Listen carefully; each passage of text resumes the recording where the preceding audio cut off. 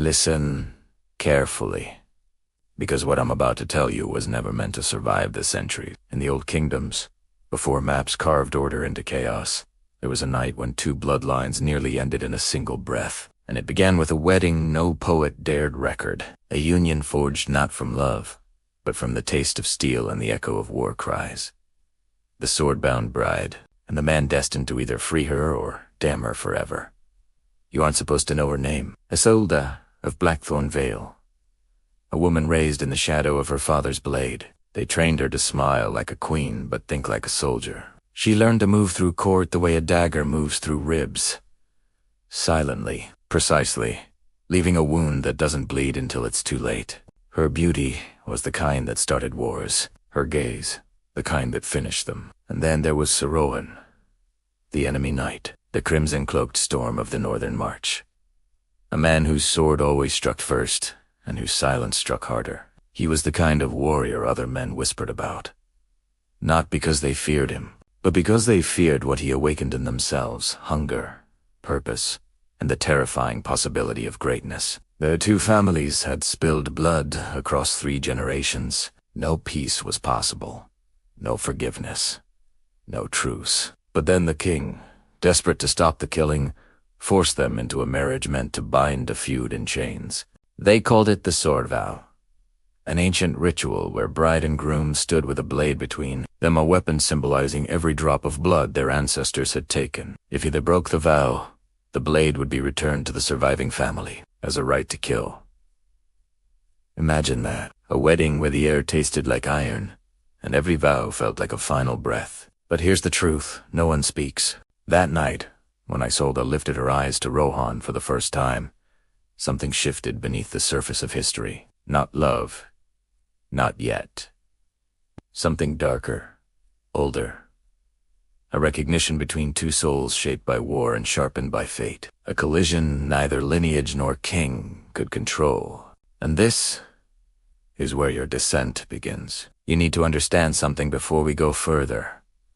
Marriages born from blood feuds are not sealed with kisses. They are sealed with tension so thick it bends the air itself. When Isolde and Rowan walked side by side toward the ritual chamber, they weren't husband and wife. They were two predators forced into the same cage, pretending their teeth didn't exist. The hole was cut from cold stone, torchlight flickering like dying memories. At the center lay the sword of binding, a legendary blade hammered from the metal of fallen warriors.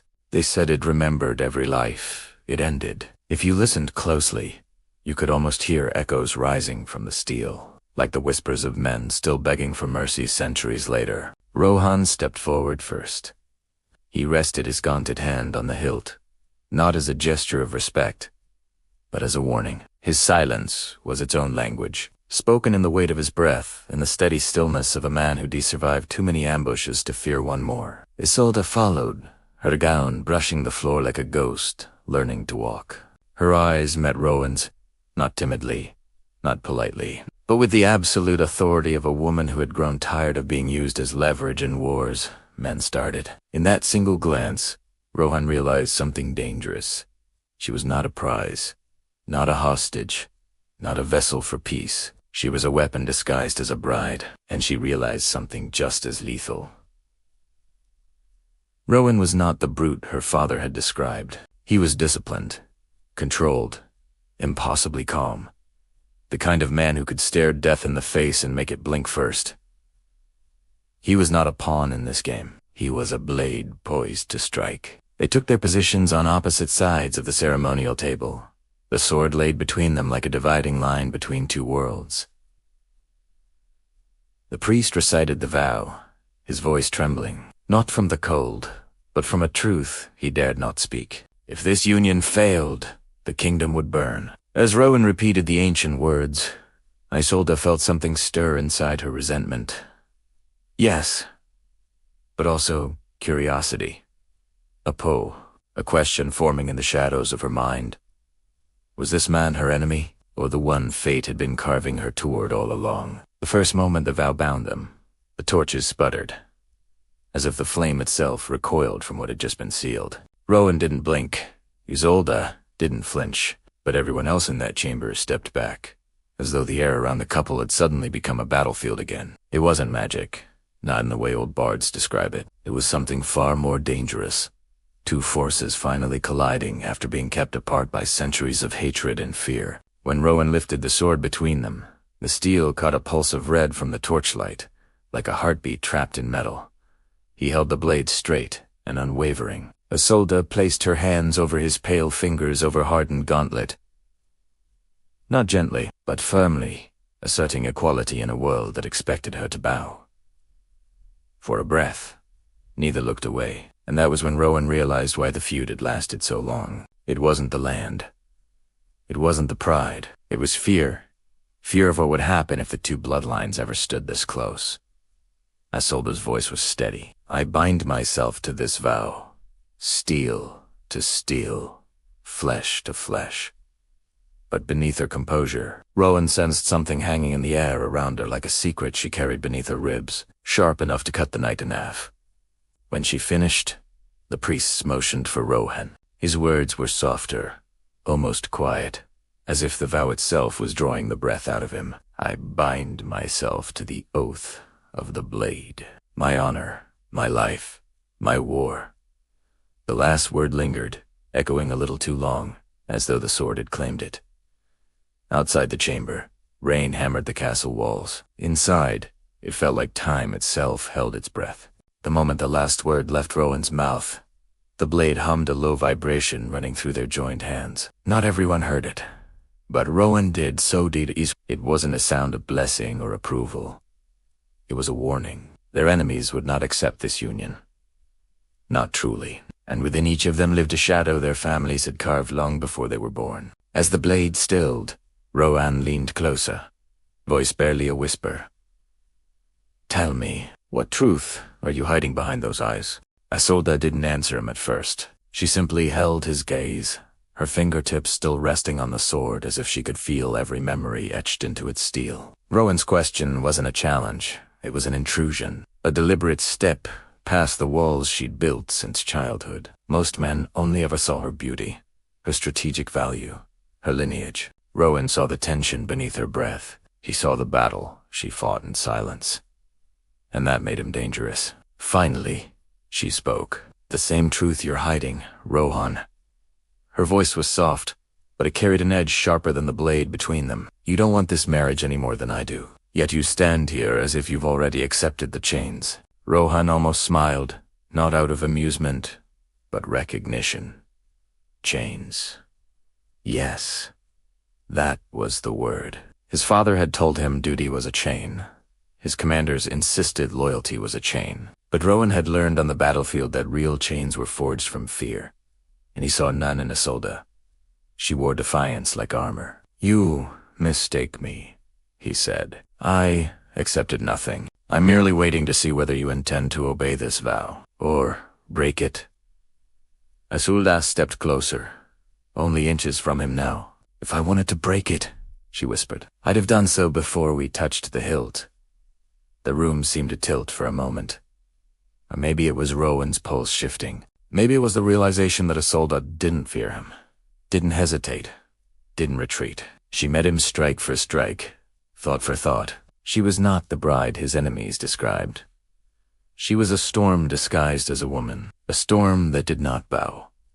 The witnesses began to file out. Their footsteps echoed down the corridor, leaving only the two of them in the dim ritual chamber. The sword still rested between them, gleaming faintly as if hungry for what might come next. Rowan lowered his voice. Then, tell me what your father commanded. What orders you carry into this marriage. I can see it in you.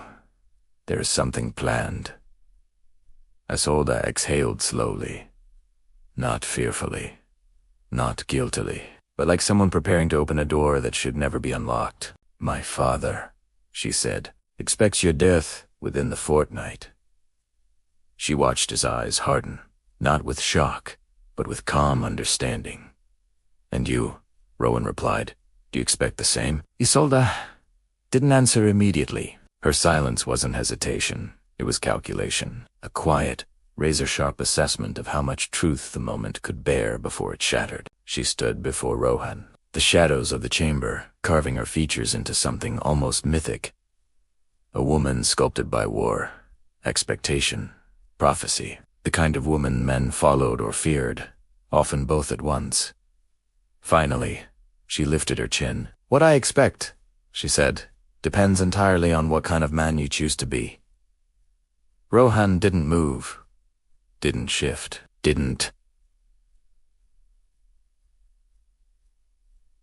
blink. He simply watched her, absorbing every word the way a seasoned warrior reads the air before a strike. "Then tell me," he said quietly, "what kind of man do you believe I am?" Isolde circled him slowly, her gown trailing across the stone floor like a serpent made of silk. "I was told you were a brute," she murmured behind him, "a weapon shaped by battlefields, incapable of mercy." She moved to his side. "I was told you would break before you'd ever bend." And then she stepped in front of him again, her eyes locking with his. "But I see something different." Rowan tilted his head just slightly, inviting the truth. "You are a man," she whispered, "who carries a storm inside him, but refuses to unleash it unless necessary. A man who knows restraint, not out of fear, but out of mastery." Her voice dropped lower. "That makes you far more dangerous than the tailies." Rowan's jaw tightened, not in anger, in acknowledgement. "And you," he said, "are not the obedient daughter your father pretends you are." Isolde didn't deny it. Instead, she stepped closer. So close, he could feel the faint warmth of her breath. "My father underestimates everyone. Rowan. Even me. Especially me." Her gaze didn't falter. "He believes I will deliver your weakness to him. He believes I will watch you die to end this feud." Rohan leaned in, just slightly. "Will you?" A faint, dark smile appeared on her lips, the kind that carried both warning and promise. "No," she said, "because I've already seen the truth within you, and killing you would be a waste of something far more valuable." For the first time, Rowan felt a shift, subtle, powerful, a pull between them neither could deny. It wasn't trust, it wasn't alliance, and it wasn't love. It was recognition, the most dangerous force of all. "Then tell me," he said softly, "what value do you see in me?" For a long moment, Isolde didn't answer him. The chamber felt smaller now, the sword's presence heavier, as though the blade itself leaned in to hear her response. Rohan waited, unwavering, the way a man waits for dawn on a battlefield, prepared for whatever steps out of the darkness. Finally, she spoke, each word deliberate. "Value is rare in this world, Rowan, especially in powerful men." She stepped beside him, her voice curling through the dim light like smoke. "Power without purpose is noise. Power without control is weakness." Then she met his eyes again. "But you are neither." Rohan studied her softly, the tension between them coiling tighter. "You speak as though you've known me for years." "No," she said. "I speak as a woman raised to judge the hearts of men. And your heart," she paused, searching his expression, "is a battlefield that refuses to lose." That struck something in him. Not pride, not affection, something deeper, something he didn't have a name for yet. "You think that makes me valuable? I think it makes you inevitable." The torches flickered, casting their shadows across the stone. Isolde lowered her voice. "My father believes he controls fate, that bloodlines bend to his will, that I am nothing but his pawn. But I've learned one truth he never saw coming." "And what is that?" Rowan asked. "That destiny does not bow to tyrants. It bows to the ones willing to carve their own story out of the bones of the old." Rowan took a slow step toward her, not threateningly, purposefully. "And you think I will carve this story with you?" Isolde's eyes softened, not with tenderness, but with something far more dangerous. "Belief. I think," she whispered, "that if we do not carve it together, we will be carved apart." The truth hung between them, sharp as the sword they'd sworn on, and Rohan, for the first time, allowed a crack in his walls. "Then tell me," he said, voice low, "what you want from me. Not your father's orders." "Yours?" Isolde exhaled. as though releasing a secret she had held for too long. I want a man who stands with me, not binding me. A man who sees the storm and walks into it, not away. She reached out, barely grazing the blade. I want a partner in the war that's coming. Rowan studied her with the quiet intensity of a man who spent his life reading danger in the eyes of enemies. But what he saw in Isolde wasn't danger, it was clarity. Purpose. Fire shaped into flesh. She wasn't asking for alliance out of fear. She wasn't asking for safety or protection. She was asking for something far rarer. A man willing to walk beside her without trying to tame her. A man worthy of sharing a storm. He stepped closer, close enough to see the faint tremor beneath her composure, not weakness, but anticipation. "War is coming," Rowan said softly, "but not the kind your father imagines." Isolde's voice lowered. "You've sensed it too." "Yes," he answered. "The feud was never the true threat. It's a symptom, not the cause. Someone wants this union to fail. Someone wants our houses destroyed." Isolde's gaze sharpened. "You believe there's a second hand behind all this?" Rowan nodded. "I've seen the signs on the borders. Mercenaries who bear no allegiance. Disappearances. Rumors of a shadow army moving under a new banner." His voice deepened. "Your father thinks he controls the game, but he's only a piece on the board." Isolde stepped closer, heart pounding, not from fear but awakening. "Then the question becomes, who controls the board?"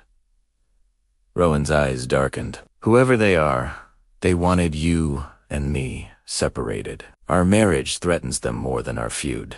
Her breath caught.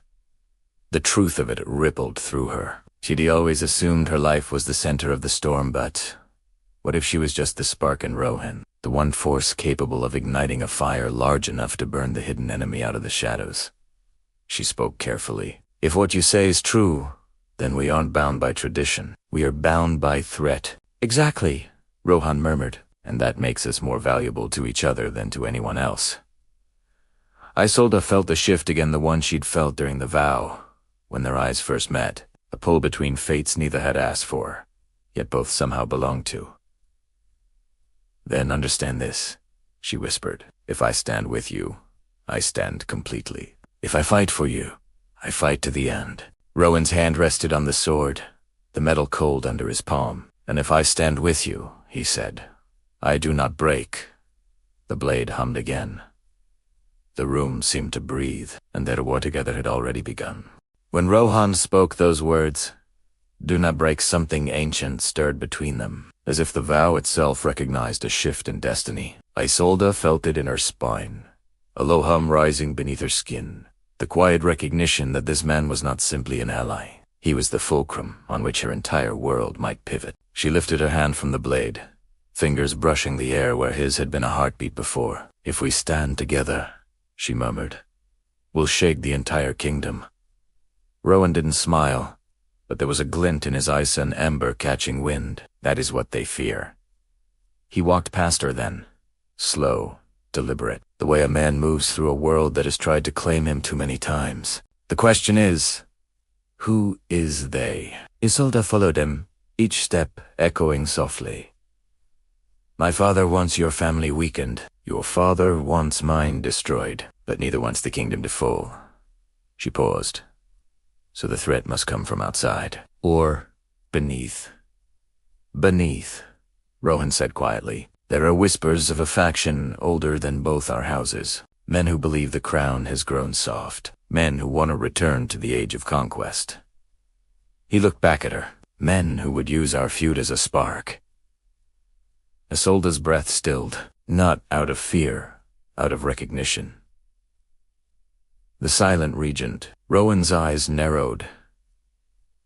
"You know the name." "My mother mentioned it once," she said softly, "before she died. A shadow ruler who moves through bloodlines, not crowns. Someone who manipulates wars, marriages, destinies." She hesitated. "My father forbade her from speaking of him again." Rowan's jaw tensed. "Then he knows." "He suspects," she corrected, "but he believes he can outplay whatever force lurks in the dark." Rowan stepped closer again, the air thickening between them. And what do you believe? Isolde held his gaze, her voice steady. I believe that whatever watches our union hopes for our failure, and failure would give them the foothold they need. Rowan's expression hardened. Then we do the one thing they never planned for. And what is that? She whispered. We refuse to fail. The blade gleamed between them, as if sealing the pact. For the first time since the ritual began, Isolde felt something bloom inside her, a cold, controlled fire. Not love. Not peace. Not hope. Purpose. A shared purpose strong enough to rewrite fate itself. The chamber had grown quiet too. Quiet, the kind of silence that feels engineered, as if the walls themselves were listening. Rowan sensed it first. A subtle tension in the air, a shift in the room's breath. He turned slightly, scanning the corners, the archways, the shadows. We aren't alone, he murmured. Isolde didn't flinch. Her voice matched his calm. They're watching. No, Rowan said. They're waiting. She drew closer, keeping her voice low. Waiting for what? For us to divide. His eyes locked on hers. Every enemy we face, seen or unseen, expects us to break apart, to distrust each other, to play the roles inherited from our families. Isolde felt a pulse beneath her ribs, not fear, but the thrill of finally understanding the shape of the trap. That is how they win, she whispered. Not through blades, but through fractures. Rowan nodded. Exactly, and fractures are born from silence. A slow breath. Left her lips, then let me remove one. He watched her carefully, every muscle alert. My father commanded me, she said, the words like stones pulled from deep water, to kill you if the marriage failed. Not immediately, not openly, but to use the trust of the vow as a weapon. Rowan was still so still that even the torchlight couldn't find movement in him. Not anger, not betrayal.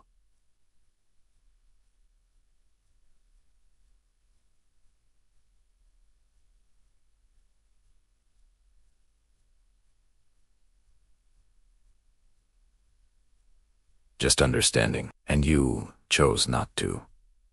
I chose, she said firmly, to see you with my own eyes, not through his. She stepped closer. And what I see tells me he fears you. He fears what you could become. Rowan exhaled a quiet laugh, not mocking, but realizing. So he hoped you would end me before I could become a threat. No, Isolde corrected. He hoped I would fail, so he could claim the right to kill your entire bloodline before the vow even settled.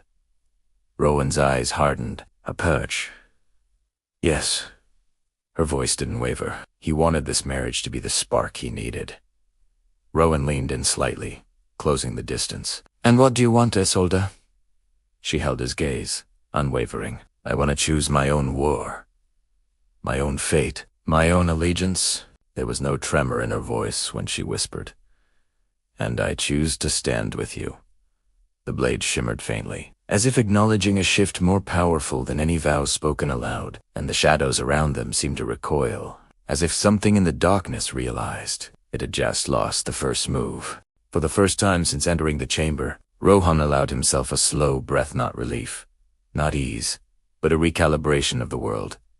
He thought he understood. Isolde had chosen him, not by accident, not by pressure, not by desperation, but with intention. An intention, he knew, was the sharpest blade of all. He studied her carefully, the way a commander studies the map before a war. You choose to stand with me, he said quietly, but choices come with consequences. Isolde lifted her chin, unafraid. I have lived my entire life under consequences, Rowan. My father's punishments, my family's expectations, the burden of a feud I did not create. Her voice softened, but the steel beneath it remained unbroken. I would rather face the consequences of my own decision than die beneath someone else. As a faint spark flickered in Rowan's eyes, respect, rare and dangerous. Then hear this truth, he said. If you stand with me, You stand against more than your father. You stand against whatever power hides behind this feud. You stand against the silent regent, if he exists at all. Isolde stepped closer, her heartbeat steady. Then tell me what you know of him. Rowan hesitated, not because he doubted her, but because speaking the name was like pulling a thread connected to something enormous. I know only whispers, he began. A figure who manipulates bloodlines, steering marriages, births, deaths. A shadow ruler who believes the kingdom has fallen into weakness. A man who wants a return to conquest. His voice dropped lower, and he sees our houses as obstacles. Isolde absorbed his words, her eyes darkening. If he wants to weaken both lines, then our union threatens his design. Exactly, Rowan replied, and he will try to break it before it gains strength. She moved until she stood directly in front of him, the sword lying cold between them. Then we give him something he never expected. Rowan's breath stilled. And what is that? A united front, she whispered. A bond neither of our fathers can sever. A partnership forged not from duty, but from choice. Rowan felt it bend a shift in fate, subtle but unmistakable. Not love. Not yet. Something older, something that felt like the beginning of a legend, whispered centuries later. He touched the sword's hilt lightly. If we stand together, we change the kingdom. She met his gaze without fear. We change everything. The moment Isolde said, we change everything, Rowan felt the chamber shift, not physically, but in the way a battlefield changes the instant a commander stops reacting and begins dictating the outcome. The power dynamic between them didn't dissolve. It transformed. No longer two heirs dragged into a bloody tradition, but two forces quietly choosing to rewrite it.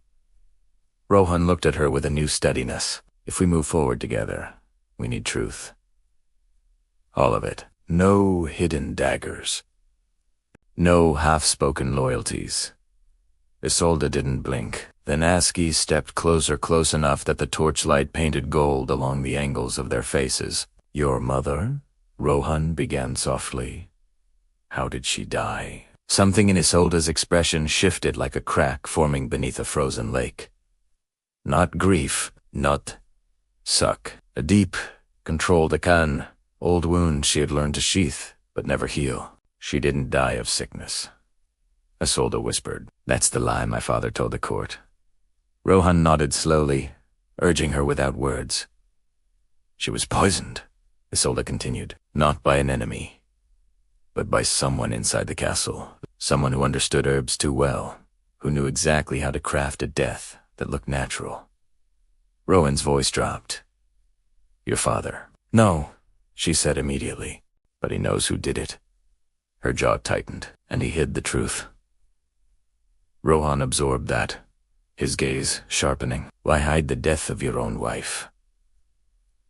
Isolde exhaled a long, cold breath. Because her murder wasn't meant for her. It was meant for me. Silence swallowed the chamber. Rowan's pulse sharpened. You believe the silent regent was behind it? I know he was, she said. My mother discovered something about me. She never had time to say what it was. Only that primera is not what the bloodlines think. Her fingers brushed the sword's edge. My father panicked. He buried the truth. He buried her. Rowan didn't look away from her, not even for a heartbeat. Then your life has never been about marriage or feuds. It has been about preventing you from discovering who you are. Isolde nodded, eyes smoldering with clarity she'd carried alone for years. And marrying you, it wasn't just political strategy. It was containment. Rowan stepped closer, voiced low and unshaken. Then the first truth we uncover, he said, is the truth about you. The blade hummed, faint and cold, as he green. A quiet tremor passed through Isolde, not fear, not hesitation, but the sensation of a door opening inside her, that she'd spent years pretending wasn't there. You think the first truth is about me? She said softly, but I don't even know what I'm supposed to uncover. Rowan stepped closer, until the sword's tip barely separated them. That's why we start here, he murmured. Your mother warned you. She died for it. That alone makes the truth you carry more valuable and more dangerous than any blood feud. Isolde inhaled slowly, steadying the whirlwind forming in her chest. I used to dream, she whispered. Strange dreams. Not memories, not visions, but warnings. She pressed her hand lightly against the cold steel. My mother said they were signs. Echoes of a lineage I was never meant to know. Rowan's eyes narrowed, intensity sharpening. Lineage, she said I had two bloodlines, Isolde continued. One visible and one hidden beneath it. A bloodline that the silent Regent fears. Her voice soft, and that my father denies. Rowan absorbed her words with the calm focus of a man assembling a weapon piece by piece. If that's true, he said, your marriage was never about peace. He held her gaze. It was about preventing your awakening. Isolde felt the truth strike something deep in her, something that had been waiting, curled like an animal in the dark. I don't know who I am, Rowan, she whispered. Not fully. Not fully, but I know they've all been terrified of the moment I begin to understand. Rowan stepped even closer, closing the last breath of distance. Then understand this. If they fear your awakening, that means your power threatens them. His voice dropped to a dangerous whisper. And if it threatens them, I intend to unlock it. Her breath caught not from shock, but from the fierce gravity in his tone. Why? She asked. What do you gain? Rowan didn't look away. Because this kingdom needs something stronger than its past, and because I don't want a wife who bows to destiny. His voice deepened. I want a partner who rewrites it. Isolde felt something ignite inside her, a spark she'd smothered her whole life. A spark her mother died to protect. I don't know where to begin, she whispered. Rowan lifted the sword between them, the metal cold but pulsing faintly. We begin, he said, by searching for the truth your mother tried to leave behind. And in the shadows, unseen eyes recoiled. For the second time, Isolde's pulse steadied, not because she calmed, no, because something inside her finally aligned. A piece of the puzzle sliding into place after years resisting its own shape. If my mother left clues, she murmured, my father would have destroyed them. Not necessarily, Rowan replied, his voice low. Kings destroy threats, but fathers... He paused. Fathers hide what they fear. Isolde looked down at the blade, tracing the edge without touching it. Then where would he hide the truth about me? Somewhere you'd never dare search, Rowan answered, and somewhere he'd never suspect I would guide you. Isolde lifted her gaze, the fire in her eyes beginning to burn steady. Then tell me, Rowan, where do we begin? He didn't hesitate. Your mother's chamber. He stepped closer, lowering his voice. But understand this. Whatever we find will change you. And once you change, you cannot change back. She held his gaze, unblinking. Then let it change me. Rowan nodded. Once a decisive warrior's nod. The kind given before stepping into a battlefield he expects to win. Then, we go tonight. Isolde exhaled. A breath she didn't know she'd been holding. My father will sense something. Rowan cracked a faint, dark smile. Let him. A king who senses danger becomes reckless. A reckless king becomes predictable. And predictable men are easy to outmaneuver. She stared at him for a long moment. Your mind is sharper than any sword you will carry. And yours, Rowan replied, is sharper than mine. They didn't flinch from the closeness. They didn't retreat from the tension. The air between them felt magnetized, as if their fates were iron filings drawn into a single, unstoppable pattern. Then Rowan's expression changed subtle, almost imperceptible. Someone was watching. He felt it before he heard anything. The faint distortion of space, the quiet shift in shadows along the stone archway. His hand moved instinctively to the hilt of the ceremonial sword. Don't react, he whispered. Isolde's breath stilled. Where? Far corner, Rowan murmured, barely moving his lips. Behind the pillar. She didn't look directly, but she sensed it, a presence, cold and intentional. She knew that feeling. She had felt it as a child, when her mother warned her about eyes that watched from beyond the court. "The Regent's men," she whispered. "No," Rowan said softly. His voice hardened. Werseta felt the cold ripple of Rowan's final word settle into her bones. Worse. That meant only one thing in a castle filled with enemies. The threat was not foreign. It was familiar. It was close. It was personal. Rowan didn't reach for a weapon he didn't need to. His presence alone sharpened the air. He angled his body slightly, shielding Isolde without making it obvious. His voice barely a breath. "Do not turn your head. Keep your eyes on me." Her pulse tightened, but she held her composure. "Tell me," she whispered. "Who waits in the shadows?" "A member of your house," Rowan murmured. "But not loyal to you. Loyal to the plot that killed your mother." Isolde felt a flicker of rage, quiet, controlled, centuries old. "My father's spy?" "No," Rowan said. "Your father believes he controls his spies. This one answers to someone else." "The silent regent," she whispered. Rowan's gaze flicked downward, an almost invisible signal. "He's carrying a message, and messages sent in the dark are never invitations." Isolde shifted her stance, letting her gown fall naturally, masking the tension that coiled through her. "What does he intend to do?" Rowan inhaled slowly, carefully. "He's waiting for you to separate from me. Just a few steps. A moment alone. A breath. Unguarded." "An attack?" she asked. "No," Rowan replied, voice dropping to a deadly whisper. A test Isolde's heart clenched. Not from fear, but understanding. "A test of my loyalty, he wants to know," Rowan said. "Whether you are still your father's daughter, or whether you've begun to align with me." Isolde's jaw tightened. "If I leave your side," he reports, "I am compliant, safe, contained. And if you stay beside me," Rowan continued, "he reports that you are becoming unpredictable. Dangerous. Untethered." Isolde's breath steadied, her spine straight. Then he must not leave this chamber alive.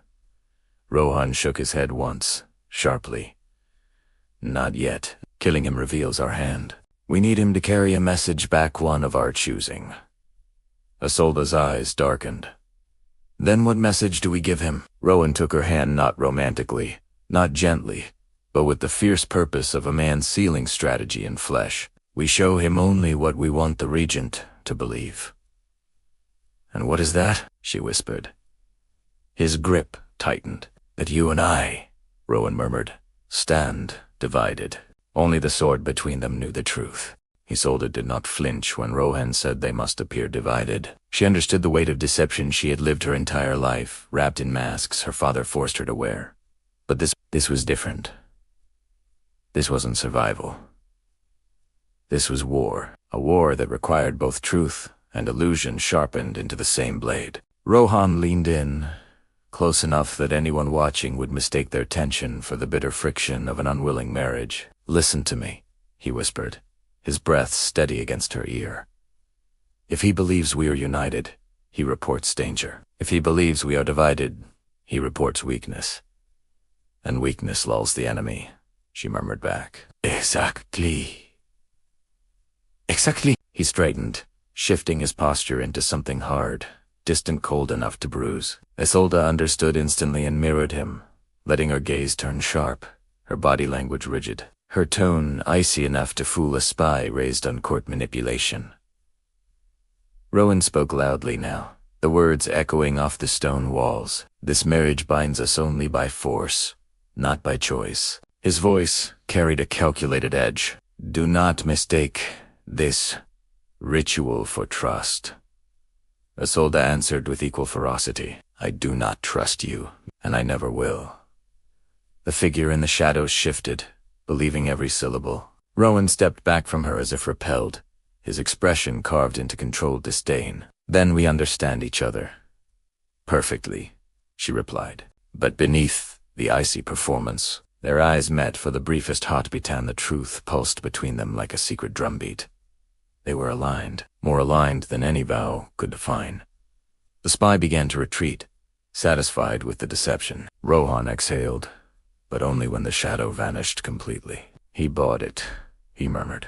Good, Isolde replied, though her eyes smoldered with something more dangerous than relief. But his report will provoke action. Rowan nodded. Yes. They will believe this marriage is doomed. And that gives us time. Time to search your mother's chamber. Time to uncover what they tried to bury. Isolde stepped forward, letting the false tension dissolve into something far more real, dark determination, twisting into purpose. Then we move now, she said, before the Regent tightens the net. Rowan lifted the sword, resting it against his shoulder. One step at a time, he whispered. But tonight, the truth begins to bleed. And together, they slipped into the shadows, no longer pretending to be divided. The corridor beyond the ritual chamber was a long artery of cold stone, lit only by torches that flickered as if caught between life and death. Rowan moved first, not like a husband escorting his bride, but like a warrior cutting through shadows, every sense sharpened. Isolde followed close, the sword's metallic hum still lingering between them like a secret only they could hear. Your mother's chamber is in the eastern wing, she whispered. It's been sealed since her death. Rowan didn't slow. Sealed means feared. Feared means valuable. Isolde nodded. My father banned every servant from entering. Even I haven't stepped inside since I was a child. Rowan paused only briefly, turning his head. Why? Because he said it held her sickness, she replied. But sickness doesn't linger in walls. Her voice lowered. Secrets stew. They moved deeper into the castle. Every step felt like peeling back a layer of history that had been suffocating her for years. Rowan noticed the tension in her shoulders and reached out not to comfort, but to steady. A warrior's touch. A reminder that they walked together. At the door of her mother's chamber, Isolde froze. The wooden surface was carved with symbols she didn't recognize, old runes, sharp and deliberate. Rowan traced one gently with the back of his knuckle. These aren't warnings, he muttered. They're seals. Protection marks. Someone wanted to keep something inside, or keep someone out. Isolde felt her pulse quicken. My mother knew magic, not court magic, Rowan whispered. Holder and forbidden. Her breath hitched, not from fear, but belonging. Then she wasn't hiding her death. She was hiding me. Rowan stepped closer, lowering his voice. Or what you might become. That truth shook the air. He placed his hand beside hers on the door. Ready? A single nod. Together, they pushed. The door groaned open like a creature waking from centuries of sleep. Dust spiraled through the air, catching in the torchlight like falling stars. The room smelled faintly of dried herbs and memory sweet, ancient, haunting. But at the center of the chamber lay something neither of them expected. A preserved book bound in dark leather, resting atop a pedestal draped in her mother's veil. Isolde's breath broke. My mother, she whispered, voice trembling with revelation, left this for me. Rowan's eyes narrowed, pulse steady. No, he said softly. She left it to prepare you. Isolde approached the pedestal as if drawn by a gravity older than the stones around her. Her mother's veil untouched by dust, untouched by time draped. Across the surface like a final blessing. Or a final warning. Rowan stayed a step behind her. Not out of caution, but out of respect. He could sense it. Whatever she was about to awaken had been waiting specifically for her.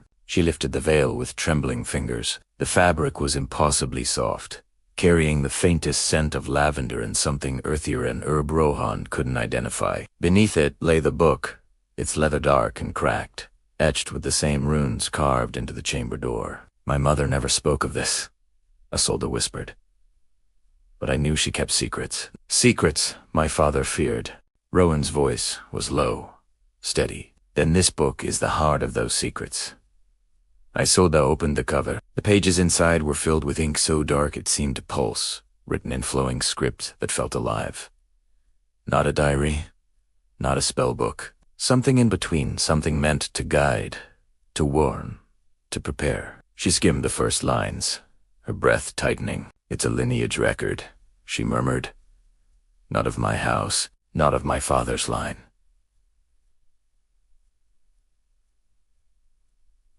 Rowan leaned closer. "Then who's—" Isolde traced a symbol on the page, a bloodline older than the crown. A bloodline tied to the first kings, to the founders of the realm.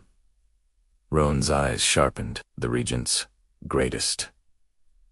Fear. A chill moved through Isolde, not fear, but awakening. My mother wasn't protecting herself. She was protecting me. The Regent wanted this bloodline ended. She flipped another page, and suddenly her breath caught. There, drawn with meticulous detail, was a sigilla, crescent blade intertwined with a serpent. Rowan's jaw tightened. "That symbol?" he said slowly. "I've seen it before." "Where?" Isolde asked. "On the armor of the mercenaries near the border," he replied. "The ones who obey no kingdom." They were searching for something or someone. Isolde felt her pulse thrum in her ears. They were hunting the heir of this bloodline. Rowan's gaze locked with hers, firm, fierce. "They were hunting you." She swallowed hard, voice barely a breath. Then my father's fear was justified. Rowan reached out, placing his hand over hers not softly, but decisively. "This book holds the truth they tried to bury, and now that we've opened it, the hunt has already begun." Isolde closed the book with trembling resolve. "Then let them come," she whispered. "I will not run from who I am." Rowan watched the book closed beneath Isolde's hands, and in that moment he understood something with brutal clarity. She was no longer the daughter of a noble house, no longer a pawn of a feud, no longer a bride bound by ritual. She was the awakening of a bloodline powerful enough to shift the architecture of the kingdom itself. And power like that never rises quietly. "We need to know what this bloodline means," Rowan said, his voice low, steady. "What it grants you, what it costs." Isolde nodded her fingertips, brushing the leather cover with reverence. "My mother wrote of seers, warriors, and rulers who walked between worlds, people who carried visions and instincts sharp enough to frighten kings. She and people hunted for it." Rowan narrowed his eyes. "And the Regent wants this bloodline extinct." "Completely." "Because he knows," she whispered. "He knows that a true heir of this line carries influence he can't control." Rowan circled the pedestal, examining the runes carved into the stone. The sigil, Yusutha, serpent, and Blathats. Not just a mark of heritage. It's a call, a beacon. His jaw tightened. "Which means anyone aligned with the Regent felt this awakening the moment you touched the book." Isolde felt a cold pressure settle at the base of her spine. "They know, not your location." "Not yet." His voice hardened. "But they know you've stepped out of the shadows." Isolde's breath shook not from weakness, but from realization. "Then everything changes tonight." Rowan approached her, every movement controlled, deliberate. "Then we move with purpose. We study this book, page by page. We find your mother's final warnings, and we prepare for what's coming." Isolde met his gaze, a fierce heat burning behind her calm. "Rowan, what if I'm not ready?" He didn't look away, not even for a heartbeat. "Then I will shape you into a force ready to set kingdoms trembling." His tone deepened, commanding. "But do not underestimate yourself. I've seen battlefields break before men with less fire than what burns behind your eyes." She swallowed, feeling something inside her spine, straight and resolve forging itself bone by bone.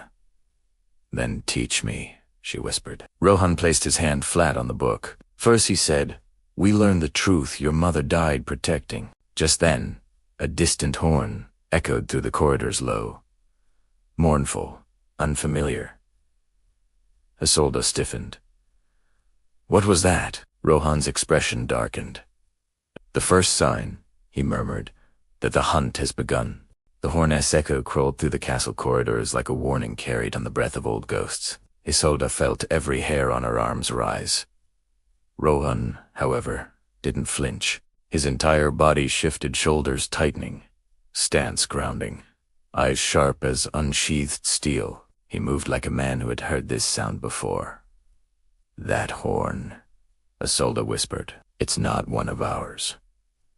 "No," Rowan said, voice low. "It belongs to mercenaries of the outer border, the ones marked with the serpent blade sigil." Her pulse surged. "So they're at the castle?" "Not inside," Rowan replied. "Not yet. The horn announces their arrival at the outer gates, a warning to those who know how to hear it." Isolde swallowed hard. "My father won't understand the danger." "No," Rowan agreed. "But the Regent does. He's using them to corner us. He knows we cannot run, and your father will not hand you over. Not yet." "Then they'll force a breach," Isolde said, realization striking like lightning. "They'll storm the gate." Rowan nodded once. "They're not here for negotiations. They're here to test defenses, yours, your father's, and mine." Isolde stepped closer, her voice trembling not with fear but with fury. "My mother died to keep me hidden, and the moment I uncover her truth..." She swallowed the heat in her throat. "They come to destroy me." Rowan turned fully toward her, his presence a wall against the creeping dread. "Listen carefully," he said. "This is not the moment to break. This is the moment to rise." His words steadied her not gently, but like cold iron reforging brittle resolve into something unyielding. "What do we do?" she asked. Rowan's gaze flicked to the book. "We take this with us. Whatever truth it carries, it's worth more than the walls of this castle." He tucked the book into a leather sling beneath his cloak, securing it against his chest. "Next," she pressed. "We prepare for confrontation," Rowan said. "Your father will act rashly. He believes this castle unassailable. He'll think he can negotiate or intimidate." Rowan's jaw clenched. "He doesn't understand the kind of men the Regent commands." Isolde nodded slowly, breath gathering into something fierce. "Then we guide him. Quietly." "Exactly," Rowan said. "Because tonight, you and I walk not as pawns of feuding houses but as the only two who know the storm brewing outside." Another horn blast cut through the night closer. Louder. Rowan's voice dropped to a whisper. "They're coming." The second horn blast reverberated through the stone like a bruise in the air, deeper and more urgent than the first. Isolde felt the vibration in her ribs, a primal signal that the threat outside was no longer distant, it was advancing. Rowan's hand brushed the hilt of the ceremonial sword, not out of fear, but out of readiness. He was already calculating, already preparing, already shifting into the kind of man kingdoms whispered about in war songs. "We have minutes before the outer gates engage," Rowan murmured. "Your father will summon the guard. He'll want to handle this alone." "He'll send me to my chamber," Isolde said bitterly. "Lock me behind iron and imagine that means safety." Rowan stepped closer, his voice dropping to a razor-soft edge. "You are no longer something to lock away." She met his gaze, fierce. "Then what am I?" "A threat," he said. "A truth. A turning point. And a woman the Regent fears enough to send an army." His words hit her like a strike, not painful, but clear. Her entire life had been shaped by avoidance. Avoid danger, avoid questions, avoid the truth of what she was. But now the danger had found her. The questions hunted her, and the truth breathed through her veins like fire. Isolde straightened, her voice steady. "We need to reach my father before the mercenaries breach the courtyard." Rowan moved toward the corridor leading to the Great Hall. "Yes, but we approach carefully. If we reveal the book, he'll panic, and a panicked man makes the Regent's job easier." Isolde kept pace beside him, refusing to fall behind. "Then what do we tell him?" "The truth," Rowan said, "but not all of it." They hurried through the winding passageways, passing servants who rushed in frantic patterns, unsure, yet terrified. War was a language the castle had forgotten how to speak. Its walls trembled now as if relearning old hymns. Halfway down the eastern staircase, Rowan's hand shot out, halting her. Stop. A shadow moved along the hallway. They were approaching slow, deliberate, controlled. Not a guard. Not a servant. Someone trained, Isolde whispered. One of the regents. Rowan shook his head once. No. Someone else. Someone who has no right to be inside this wing. Isolde's breath tightened. Who? Rowan eased forward. Every muscle quiet, every step measured. A traitor, he said, and he's waiting for you. The figure at the end of the hallway lingered like a stain in the air, motionless. Patient, intentional. Not a coward hiding. Not a fool stumbling. A hunter waiting for the right step. The right breath. The right moment. Rowan felt the shape of the man's posture first. Relaxed shoulders. Loose knees. Open stance. He was comfortable in danger. Skilled. Too skilled to be a common spy. Rowan lifted an arm subtly, halting Isolde behind him. Stay close, he whispered. Isolde's voice barely carried. Who is he? A man who doesn't fear getting caught, Rowan murmured, which means he belongs to someone powerful. The figure lifted his head slightly, enough for the dim torchlight to reveal a half-smile. He stepped forward, slow and deliberate, as though greeting old acquaintances. When he spoke, his voice was silk stretched over steel. Lady Isolde, he said.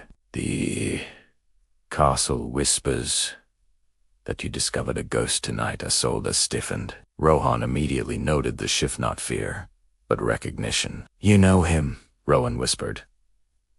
She nodded once, her pulse quickening. Daddy, Sir Caldus, my father's advisor. Her tone darkened. He was there, the night my mother died. Rowan's eyes sharpened. Then he's not here by accident. Sir Caldus stopped several paces away, smiling politely, like a man arriving for tea rather than treachery. The gates stir with unrest, he said. Your father demands your presence, Lady Isolde.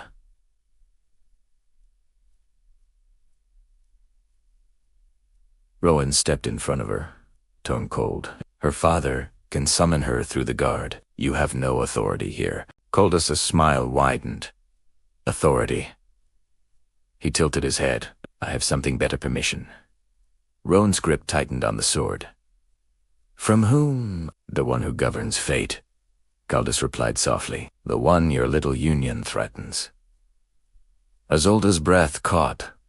The Regent. A faint nod. He grows impatient. He suspected you would look for your mother's legacy. He knew you would find it. Rowan's entire body coiled, ready to strike. You entered this wing without the king's leave. That alone is treason. Caldus shrugged lightly. Oh, Rowan, you still believe the king matters. Rowan stepped forward, deadly calm. Say another word, and I cut you down where you stand. Caldus did not retreat. Instead, he smiled at Isolde, as if sharing a secret. You are not meant to rise, my lady, he whispered. You are meant to disappear.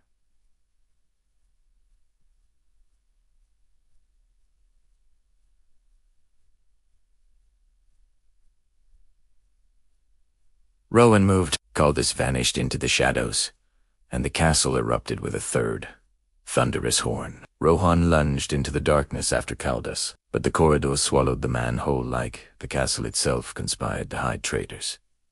Rowan stopped only when the shadows grew too thick to track. His breath steady even in pursuit. He returned to Isolde with the cold precision of a hunter who has just identified his prey. He's not acting alone, Rowan said. Caldus would never take that risk without support inside the walls. Isolde's blood felt molten. He wants me dead. No, Rowan corrected. Not dead. Removed. His jaw tightened. The Regent doesn't kill without purpose. He races. Quietly. Completely. Isolde's anger sharpened into something lethal. Then he should not have let me survive my mother. Rowan's gaze locked onto hers. Your survival is the one thing none of them planned for. And now, they're desperate. The third horn blasts, thundered again, booming, closer, shaking the stone beneath their feet. Like the castle itself trembled. Torchlight flickered wildly in the corridor, as if reacting to the chaos outside.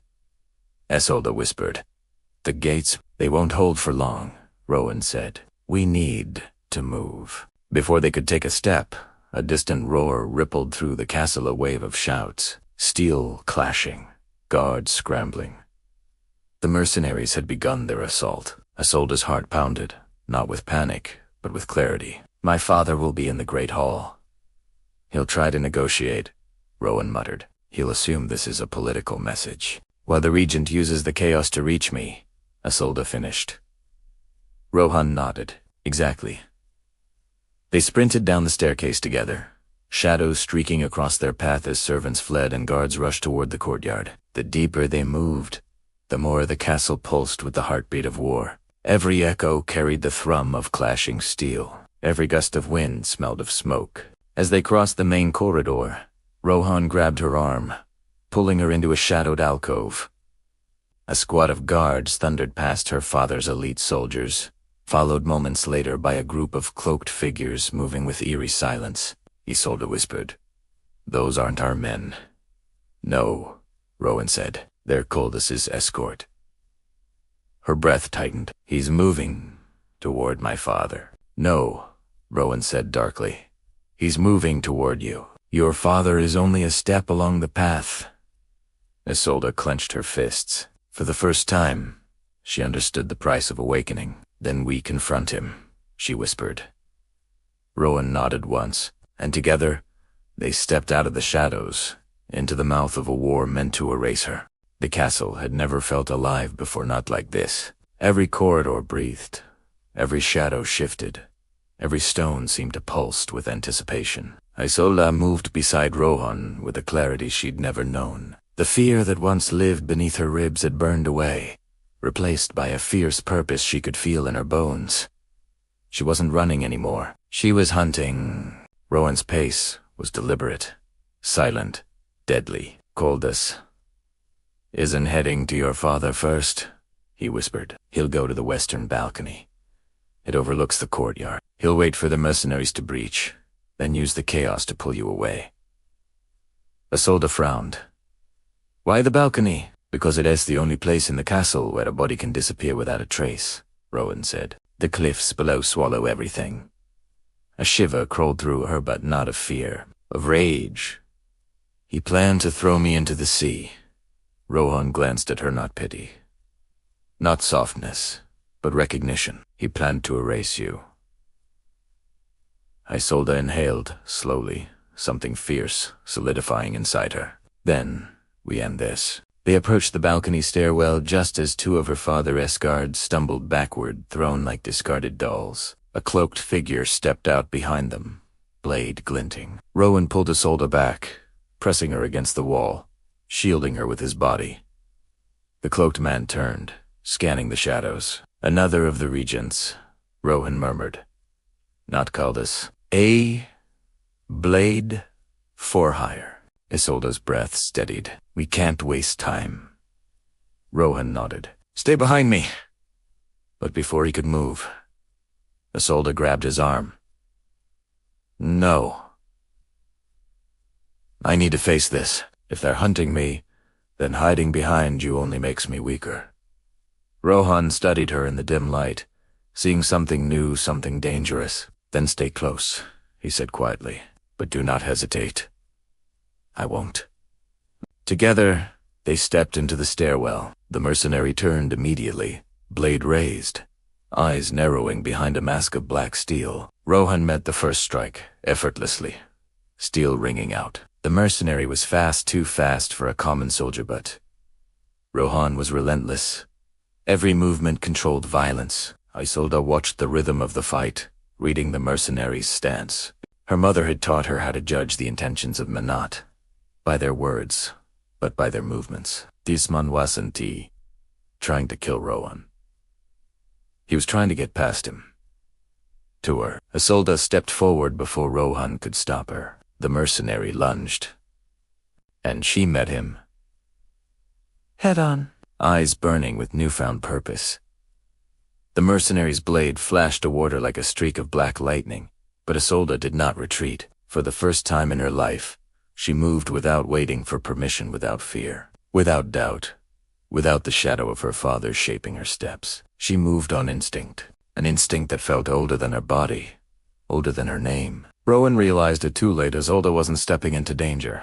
She was stepping into destiny. Her hand shot out, catching the mercenary's wrist with impossible precision. The impact should have jarred her. Eat, div, div.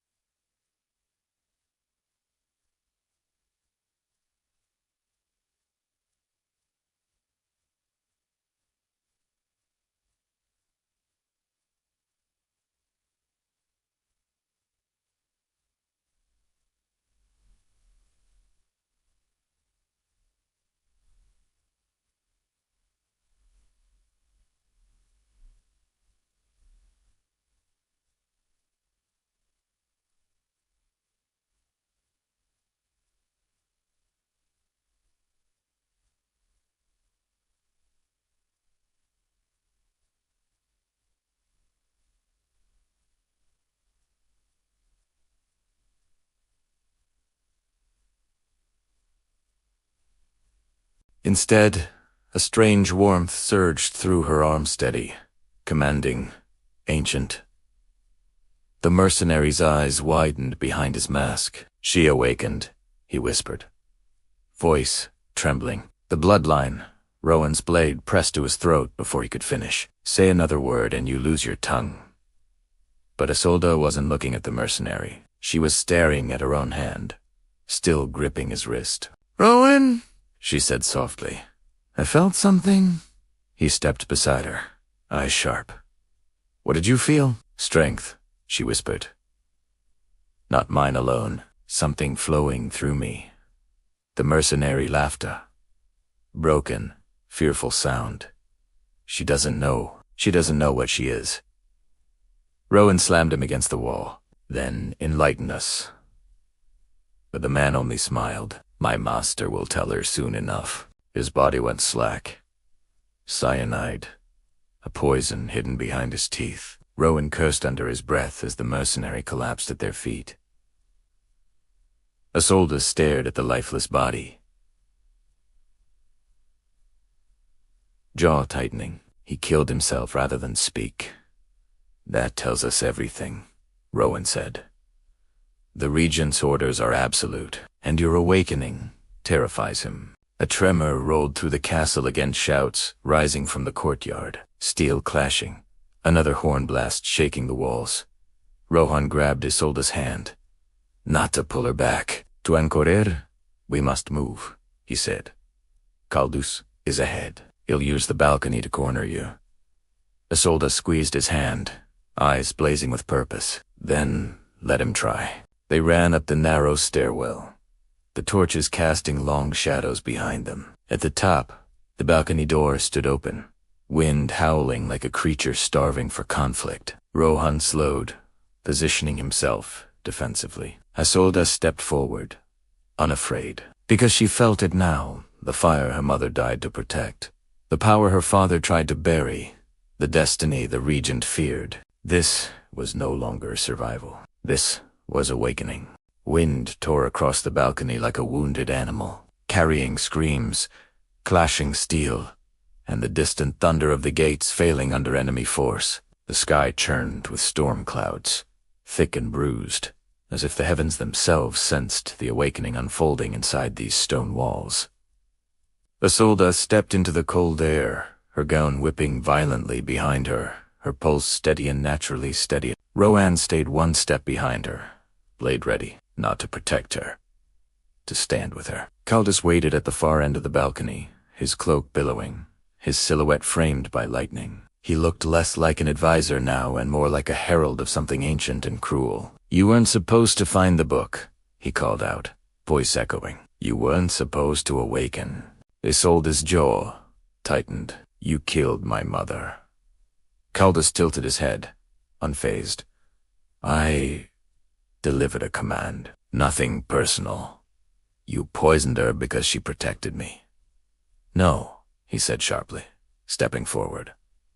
I poisoned her because she hesitated. The Regent does not tolerate hesitation, Rowan growled under his breath, stepping forward, but Isolde raised a hand not to stop him, but to signal understanding. Why does he fear me?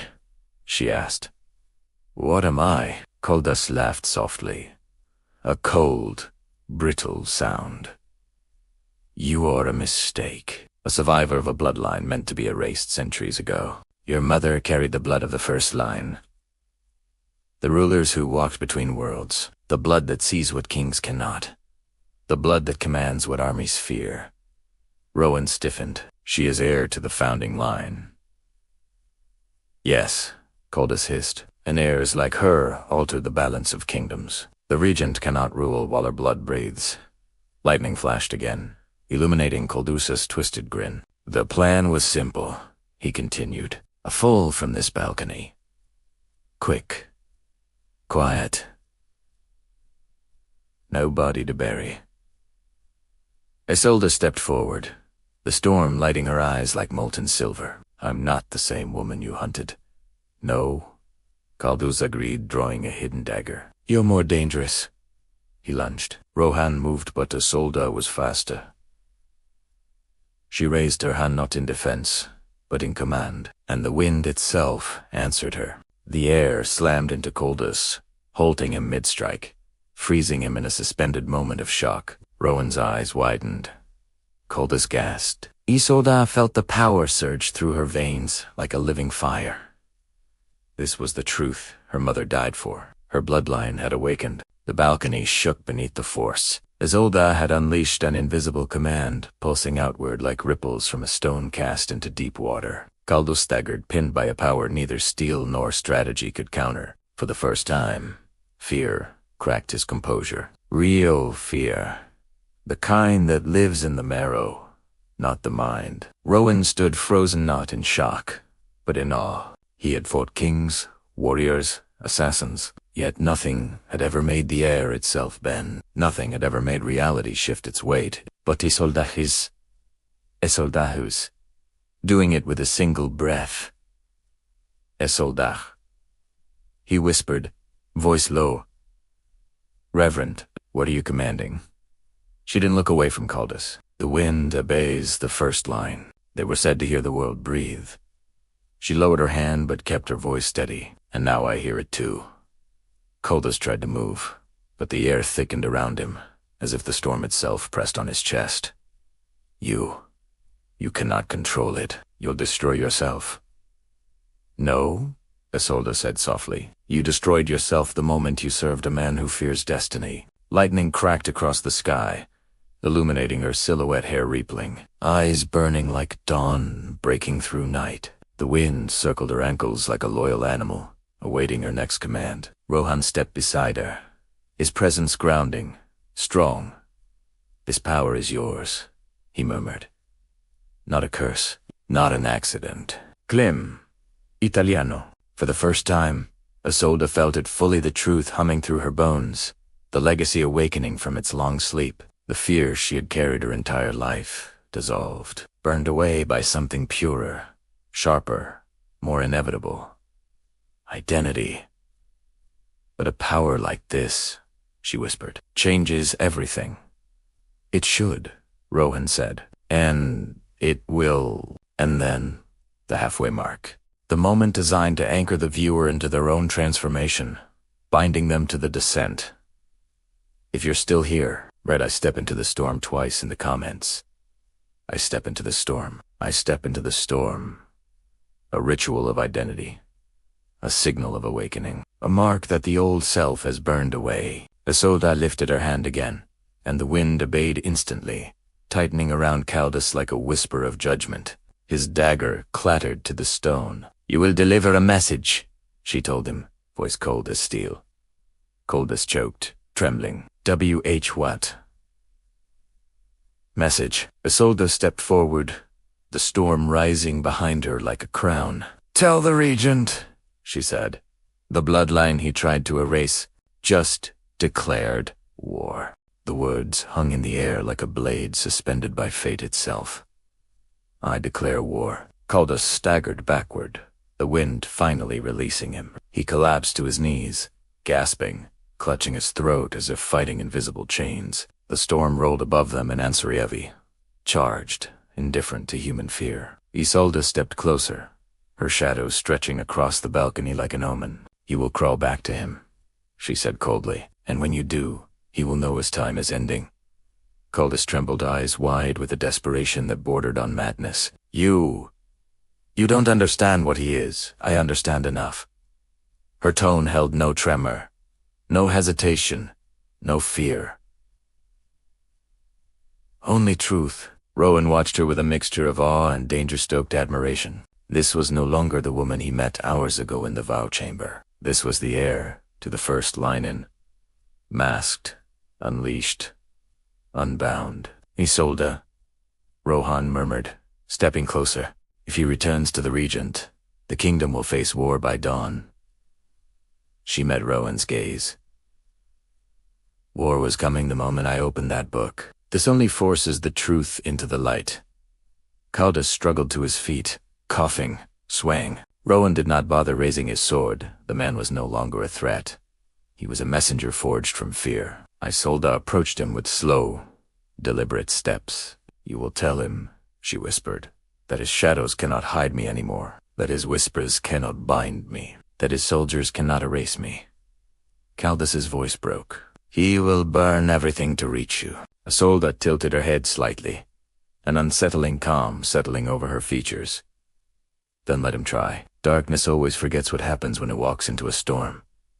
Lightning flashed white, violin casting all three figures in stark relief. Rohan finally spoke, voice low and lethal. "Go." "Before I change my mind." Caldas stumbled toward the balcony's exit, fear clawing at his spine. But just before he vanished into the stairwell, Isolde spoke once more. "Caldas, Afrusa, tell him," she said softly, "that the girl he hunted is gone." Two wind roses swirling around her like a living thing, and the woman who stands here now will burn his empire to ash.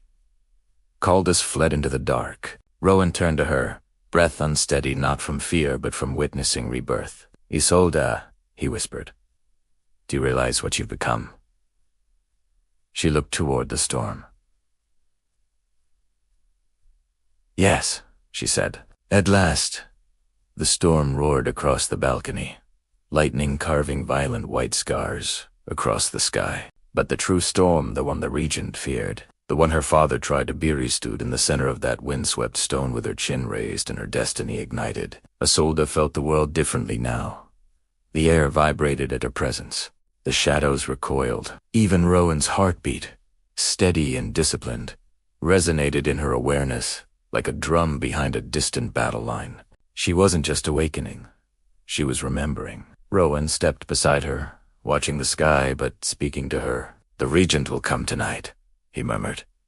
"He won't wait. He won't wait. He'll strike fast, before your power stabilizes." Isolde's voice was calm. "Then I stabilize now." "Isolde," Rohan said, turning to face her, "you cannot force an awakening. It burns those who rush it." She met his gaze, eyes shimmering like stormlit steel. "Everything about my life has been forced, hidden, controlled. Tonight, I decide what burns." Rohan exhaled, the closest he had come to hesitation since the vow. Not fear, concern, a warrior's caution. But before he could answer, a deep rumble rolled through the castle, a different kind of roar. Not the storm, not the mercenaries. The walls themselves trembled. "Rohan," Isolde whispered. "What was that?" He gripped the sword hilt. "The inner gate, they breached." She closed her eyes for a moment, reaching not with her ears, but with the strange, ancient sense awakening inside her. And she felt them. Dozens, no, hundreds of hostile presences flooding the lower halls like a tide of hunger. "They're here," she breathed, "inside the castle. Then we move, Rowan said. The king must be warned. Isolde opened her eyes.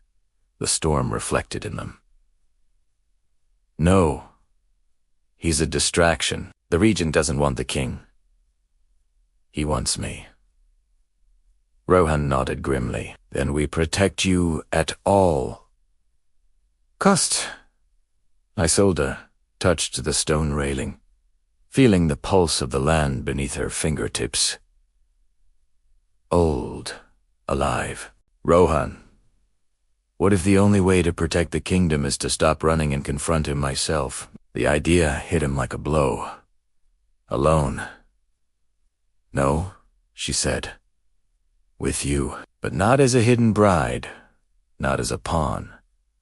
She turned fully toward him, as heir to the first line. Thunder cracked. The wind surged. Rohan stepped closer, voice low and solemn. Then lead us. Follow. For the first time, she believed it. She was no longer awakening. She was ascending. The castle trembled with distant battle boots, thundering, metal clashing, torches falling from sconces as soldiers scrambled through smoke-filled corridors. But here, on the balcony, the world narrowed into something sharper, quieter, more inevitable. Rohan, watch it. Isolde, with the stillness of a man accepting that everything he once believed about fate had been overturned in a single night. Once we leave this balcony, he said softly, there is no returning to who we were. Isolde lifted her gaze to his, lightning reflected in her eyes like twin blades. I have no wish to return. Rohan nodded once low. Reverentaz, if acknowledging a queen. And perhaps he was. The storm crackled overhead, not wild but responsive, as if waiting for her next breath. Isolde stepped away from the railing, the wind parting around her like obedient soldiers. She felt the book under Rohan's cloak, felt it humming as though the ink itself recognized her pulse. We must reach the inner keep, she said. The Regent will strike there. It is the heart of the castle, a place from which all decisions radiate. Rohan moved beside her with quiet conviction, and Caldas will guide him through the hidden passages. He knows every blind corner, Isolde whispered, every weak door, every route no guard watches.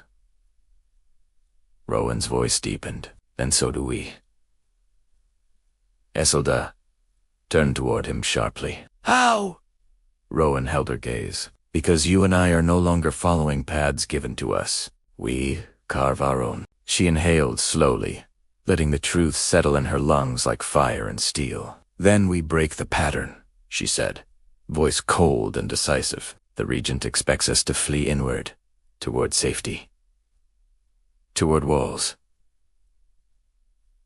Rowan nodded, so we moved toward him instead. A sudden stillness swept across the balcony. The storm paused just for a heartbeat, as if the sky itself understood the shift. Isolde placed her hand on Rowan's chest, over the hidden book. This began with my mother. It will end with me. Rowan covered her hand with his own. Not alone. For the first time, Isolde allowed herself a small, fierce smile. Not alone. Together, they moved toward the stairwell but Isolde stopped abruptly. A vision struck her. Fast, violent, blinding. A flash of steel. A hidden chamber. A crown broken in two. A shadowed figure raising a blade behind Rowan. She gasped, grabbing his arm. Rowan, wait. He froze, instantly alert. What did you see? Isolde's voice dropped to a whisper. A trap. Rowan didn't question her. He didn't demand proof. He simply stepped closer. Eyes sharp, breath steady. He had seen enough in Isolde. Tonight, her awakening, her power, her vision to trust without hesitation. Tell me exactly what you saw, he said quietly. Isolde closed her eyes, forcing the vision to settle, to take sape. It wasn't like memory. It wasn't like imagination. It was a thread of destiny tugging at her mind, pulling her forward. There's a chamber beneath the great hall, she whispered. A hidden one. My mother's book. It calls it the Stone Chamber, a place where kings made oaths before the first line was erased. Rowan nodded. Your father mentioned it once. He said it was sealed generations ago. It's not sealed, Isolde murmured. It's being used tonight. A chill breathed through the corridor. Rowan's fingers tightened around the sword hilt. By the Regent. Isolde opened her eyes. Yes? He's waiting there, and he has something else. Something ancient. A crown split in two. Rowan frowned. Why split? Because it belonged to the first rulers, she said. One half for the king. One half for the heir. The regent carries the king's half. He means to claim the kingdom with it, and the heir's half. Rohan asked. Isolde swallowed. My mother hid it. I don't know where. Without it, he cannot complete the ritual. Rowan stepped closer, lowering his voice, and the blade behind me. Isolde's breath hitched. A betrayal. Someone you trust. Someone inside the castle.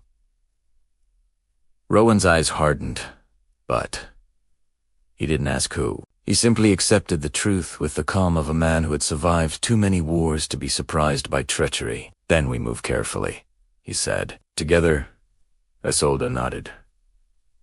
Her pulse, matching the storm outside, heavy. Ancient, unstoppable. The Regent believes he holds every piece, but he underestimates the one thing he cannot control. Rowan lifted her chin gently with his fingers. You. Her voice steadied. Whoosh!